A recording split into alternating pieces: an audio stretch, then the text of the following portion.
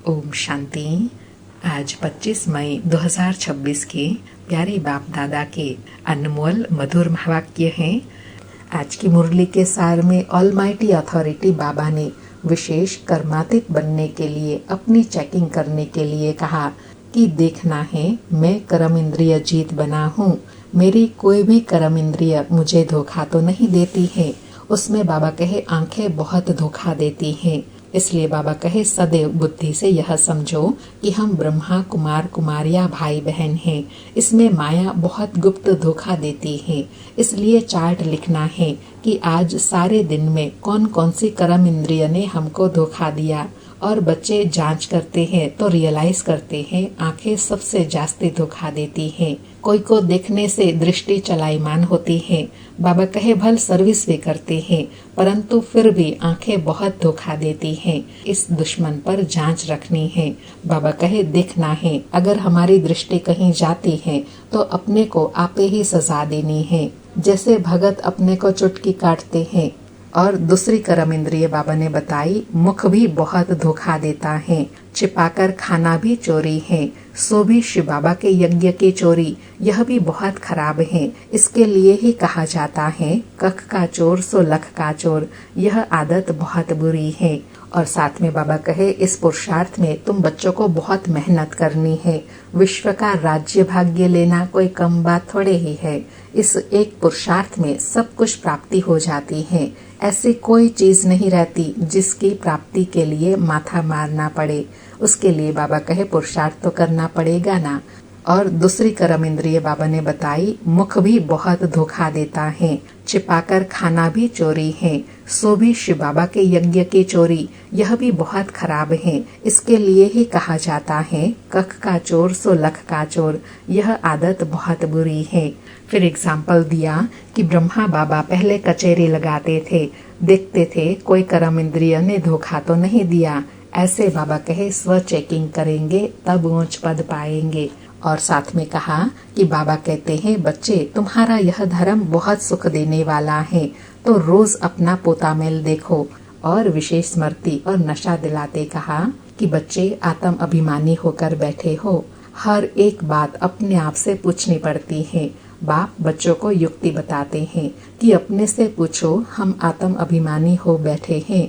बाप को याद करते हैं क्योंकि बाबा कहे यह तुम्हारी रूहानी सेना है। उस सेना में तो हमेशा जवान ही भर्ती होते हैं। इस सेना में जवान बूढ़े 14-15 वर्ष के भी हैं तो 90 वर्ष के बूढ़े भी हैं, छोटे बच्चे भी हैं। यह सेना है माया पर जीत पाने के लिए और ऊंच पद पाने के लिए। कहा बाप के डायरेक्शन पर पूरा चलना है। बाप डायरेक्शन देंगे, माया फिर बीच में आकर विघ्न डालेंगी। बाप कहते हैं बच्चे भूलो मत, नहीं तो फिर बहुत पछताना पड़ेगा। सारे दिन का पोतामिल निकालेंगे तो तुम्हारी बहुत उन्नति होती रहेंगी और विकर्मा जीत भी सहज बन जाएंगे। फिर अटेंशन दिलाया कि तुम बच्चे बहुत बहुत ऊंच पद पाने के लिए भगवान से पढ़ते हो। बाप समझाते हैं माया फिर निंदा कराती है। तुम बच्चों ने अपकार किया, बाप आकर उपकार करते हैं। कहते हैं बच्चे तुम अगर कुदृष्टि रखेंगे तो अपना ही नुकसान करेंगे। फिर स्मृति दिलाई कि तुमको अभी ज्ञान का तीसरा नेत्र मिला है। तुमको अभी बाप आकर त्रिकालदर्शी त्रिनेत्री बनाते हैं। तुम अभी आस्तिक बने हो तब त्रिकालदर्शी बने हो। तुम अभी आस्तिक बने हो अर्थात तुमने अभी बाप को पहचाना है तब तुम त्रिकालदर्शी बने हो। सारे ड्रामा का राज अभी तुम्हारी बुद्धि में है। फिर अटेंशन दिलाते स्मृति दिलाई कि तुम हो शिव शक्ति पांडव सेना। तुम सब पंडे हो, शांति धाम सुख धाम का रास्ता बताने वाले हो। तुम गाइड्स भी हो। कहते हो बाप को याद करो तो विकर्म विनाश होंगे। बाबा कहे और फिर अगर दूसरे तरफ कोई पाप कर्म करेंगे तो 100 गुना पाप लग जाएगा। इसलिए जितना हो सके विकर्मों से बचना है, कर्म इंद्रियों के धोखे से बचना है, अपनी चलन सुधारनी है। और साथ में विशेष कहा कि बाप कहते हैं डायरेक्शन पर अमल करो, बाबा बाबा करते रहो। बाबा से हम पूरा वर्षा लेंगे। ऐसा टीचर स्वयं भगवान जैसा कभी भी कहाँ मिल नहीं सकता। और अंडरलाइन कराया कि ब्रह्मा बाबा कहते हैं कि अगर मैं कुछ कहूँ तो भी समझो शिव बाबा कहते हैं तुम अभी पूज्य बनने के लिए मनुष्य से देवता बनने के लिए पढ़ते हो, कोई की तकदीर में नहीं है। तो कहते हैं मुझे तो संशय आता है शिव बाबा कैसे आकर पढ़ाते हैं। इसलिए ब्रह्मा बाबा भी कहते हैं मैं कुछ कहता हूँ तो भी समझो शिव बाबा कहते हैं सदा बस बाबा बाबा करते रहो। श्रीमत देने वाला एक बाप है। और लास्ट में विशेष सेवा के लिए कहा कि हर एक को यह पैगाम देना है, जो ऐसा कोई ना कहे कि हमको क्या पता शिव बाबा आया हुआ है, बस सारा दिन बाबा बाबा ही करते रहो। बाबा कहे कई बच्चियां बहुत याद करती हैं, शिव बाबा कहने से ही कई बच्चों को प्रेम के आंसू आ जाते हैं। कहते हैं कब जाकर बाबा से मिले, देखा नहीं है तो भी तड़पती रहती है, और जो देखे हुए है फिर बाबा की श्रीमत को मानते नहीं है। वंडर है ना। और साथ में कहा कि आगे चल बहुतों को साक्षात्कार होगा। मनुष्य को मरने समय सब आकर कहते हैं भगवान को याद करो, तो तुमको भी शिव बाबा कहते हैं याद में रहो। बाप कहते हैं बच्चे पुरुषार्थ में मेकअप करते रहो, मौका मिलता है तो मेकअप कर लो, कमाई कितनी भारी है। सुनते हैं प्यारे बाप दादा के अनमोल मधुर महावाक्य। आज बाबा कहे मीठे बच्चे अपने आप से पूछो कि मैं कर्म इंद्रिय जीत बना हूँ, कोई भी कर्म इंद्रिय मुझे धोखा तो नहीं देती है।